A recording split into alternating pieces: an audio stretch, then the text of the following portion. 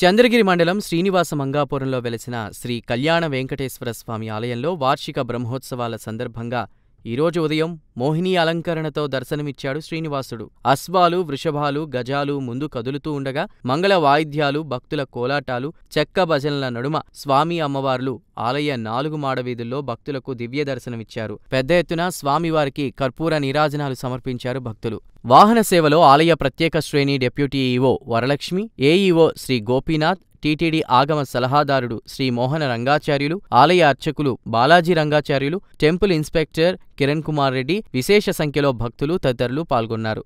చంద్రగిరి మండలం శ్రీనివాస మంగాపురంలో వెలిసిన శ్రీ కళ్యాణ వెంకటేశ్వర స్వామి ఆలయంలో వార్షిక బ్రహ్మోత్సవాల సందర్భంగా ఈరోజు సాయంత్రం సర్వభూపాల వాహనంపై కాళీయమర్ధనుడి అలంకారంలో శ్రీనివాసుడు దర్శనమివ్వనున్నారు. అశ్వాలు, వృషభాలు, గజాలు ముందు కదులుతూ ఉండగా మంగళ వాయిద్యాలు, భక్తుల కోలాటాలు, చెక్కభజనల నడుమ స్వామి అమ్మవార్లు ఆలయ 4 మాడవీధిలో భక్తులకు దివ్య దర్శనమిచ్చారు.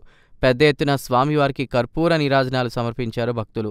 ఇక ఈ వాహన సేవలో ఆలయ ప్రత్యేక శ్రేణి deputy EO Varalakshmi, AEO Shri Gopinath, TTD ఆగమ సలహాదారుడు శ్రీ మోహన రంగాచార్యులు, ఆలయ అర్చకులు బాలాజీ రంగాచార్యులు, టెంపుల్ ఇన్స్పెక్టర్ కిరణ్ కుమార్ రెడ్డి, విశేష సంఖ్యలో భక్తులు తదితరులు పాల్గొన్నారు.